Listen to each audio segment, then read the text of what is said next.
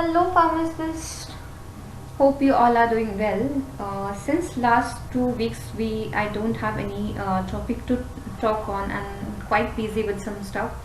So today, I thought why not to have some discussion on one of the topic, one of the guidelines rather to say, which is good clinical practices. So moving ahead with good clinical practices. Before moving ahead, something about me. Hi, I'm Janvi Verma. I'm a registered pharmacist and passed out from Nagpur University. So this is all about. Agenda behind preparing this video is like when you're working for a pharma company, certain guidelines should be on your fingertips, and one of such guidelines is good clinical practices.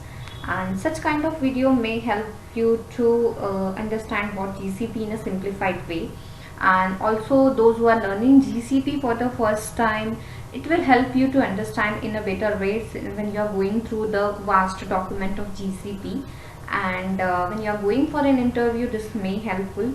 So this is all about my agenda behind preparing this video. So let's move it. So GCP is a good clinical practice, and it's a standard for designing, conducting, monitoring, recording, analysis, and reporting of what? Of reporting of clinical trials with assurance of rights, safety, and well-being of trial subject. So this is all about, in short, what is GCP stands for. When you are studying any topic, for example, let's say GCP, it will not come into day, but it have a lot of history behind it. So one of this GCP or a guideline of GCP is not prepared in a day, also have some history. If you see the history of human trials, I will not go back too much years ago. Let's talk about somewhere around World War II, when the inhuman experiments going on the Nazis or the war prisoners in the Germany, and obviously उनका consent तो लिया नहीं था, but they were forcefully participated into the study without their consent, and they will come under the category of vulnerable subjects. So if you see the glossary of GCP, you will find this term vulnerable. Vulnerable population का अगर example देखा जाए तो like war prisoners या फिर जो भी dependents है, children है, that will come under the vulnerable category. Also, this vulnerable population that were forcefully entered into the trials. Apart from that, certain drug like thalidomide. Thalidomide is a drug which was taken during morning sickness, and obviously no safety have been proved for this drug. अब result इतना भयानक था, as you can see in the image. Several children were born with a kind of phocomelia. Phocomelia is the state where your limbs of hands and legs are not fully grown, and this was a result of that thalidomide tragedy. Apart from that, सबसे लंबा trial जो चला था, that was Tuskegee trial, and it's the longest trial in the human era, standing from 1932 to 1972, long 40 years. अब इसमें क्या किया था? They have enrolled the syphilis patient in one group or healthy volunteers in the other group to see what is the effect of their drug. अब जो भी patients थे syphilis के, they were promised like you should be given the medical care throughout your life, but हुआ इसके opposite. उनको ऐसे ही मरने दिया गया, and उनसे ये कहा गया, it's a matter of respect of a person who is participating in your trial, like you are being treated for bad blood. Really condemnable thing which I am talking about, but this is what happened before this GCP or guidelines which came into existence for conduct of clinical trial.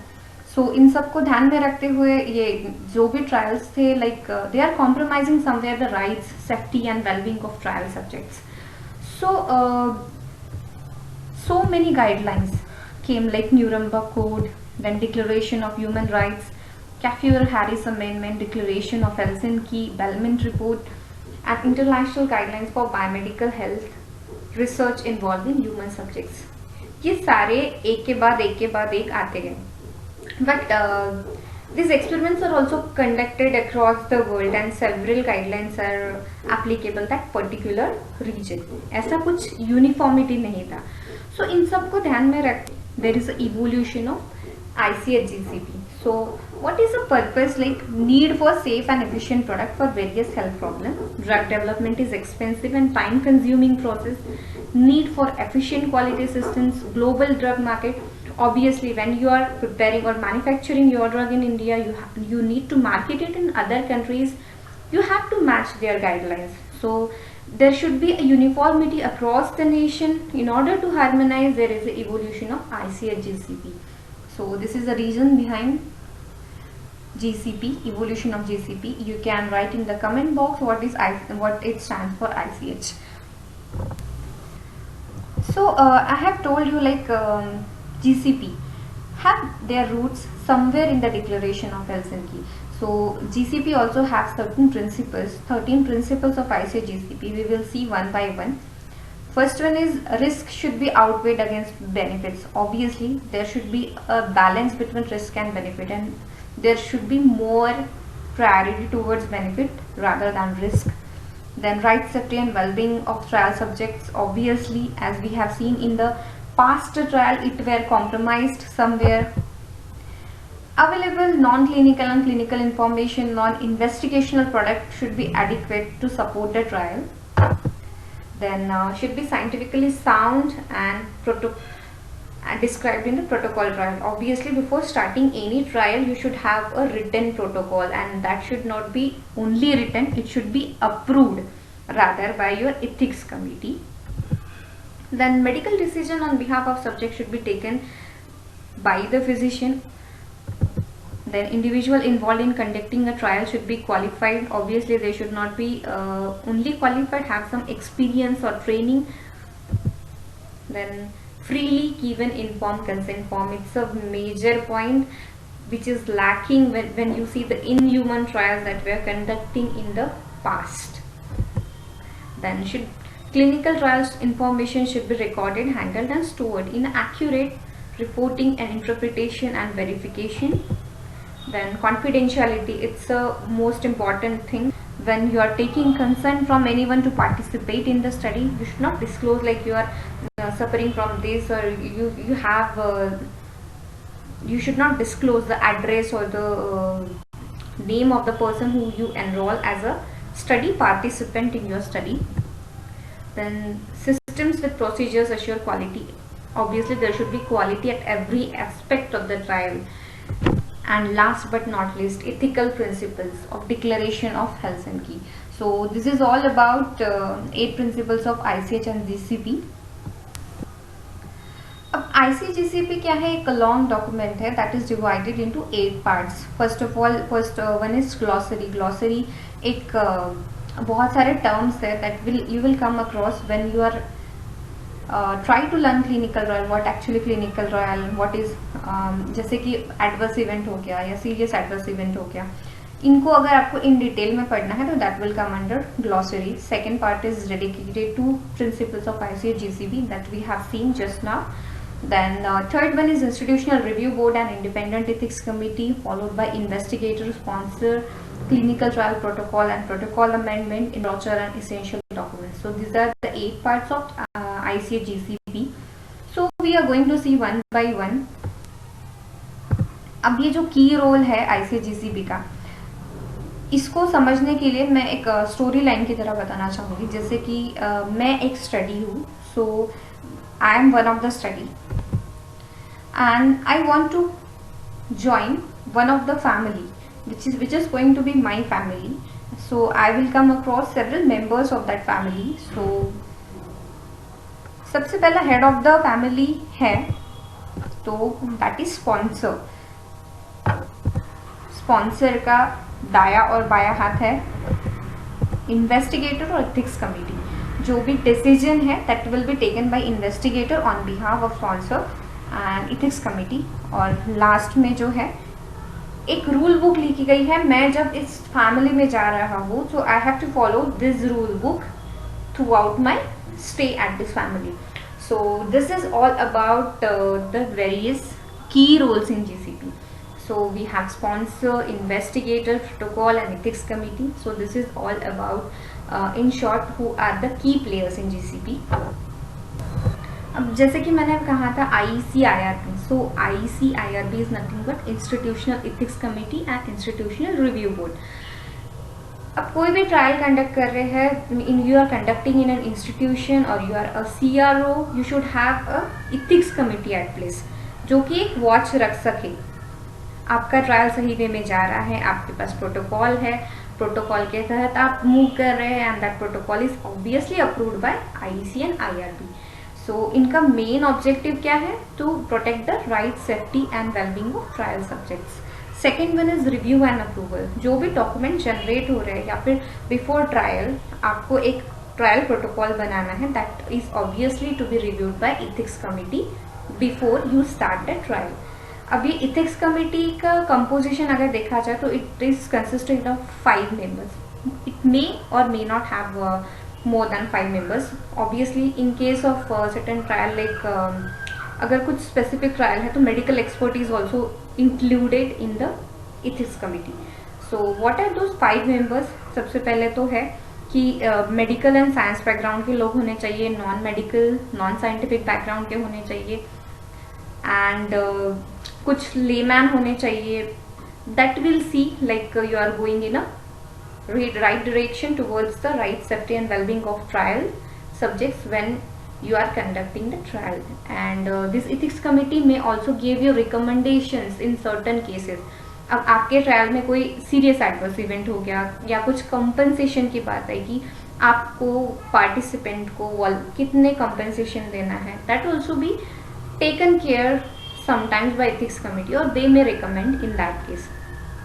अब जितने भी record generated होते हैं in ethics committee, they have to retain those records for 3 years. So this is all in short about ethics committee.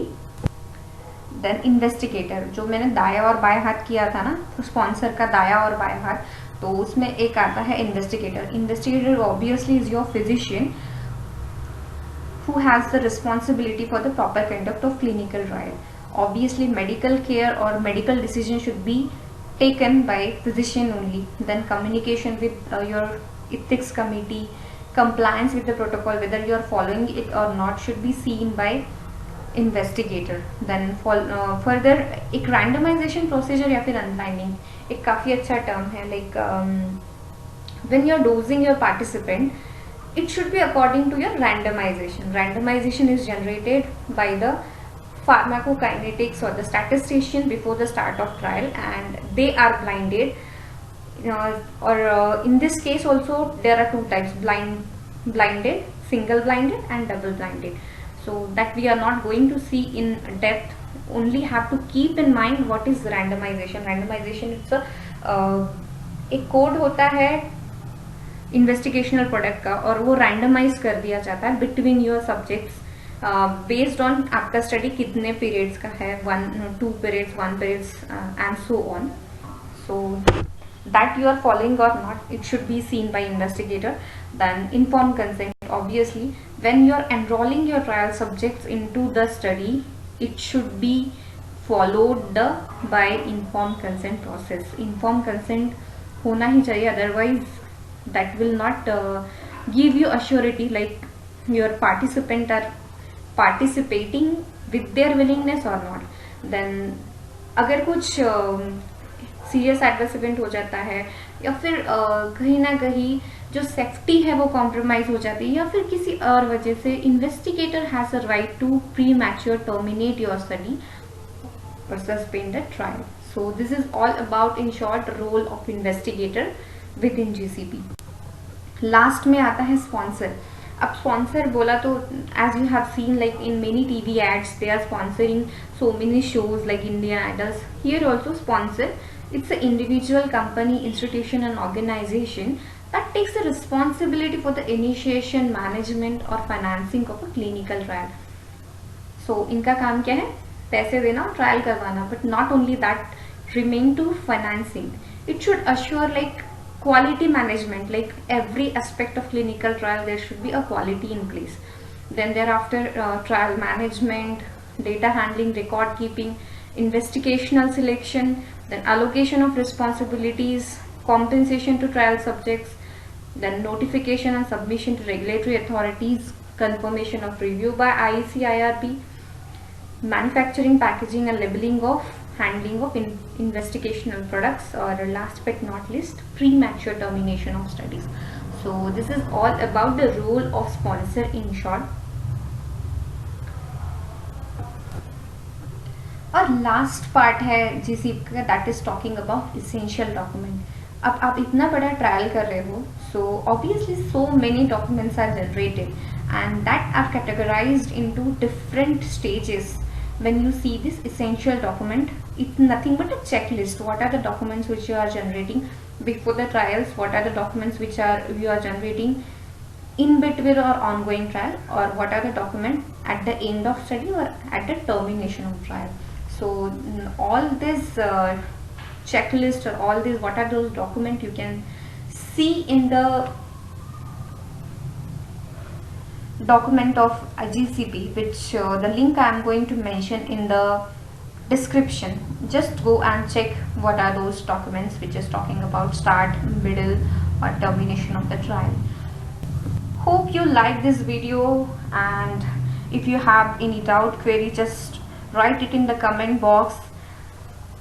And if you want more updates, just subscribe my channel and hit the bell icon. That's it for the day. Thank you. Bye bye.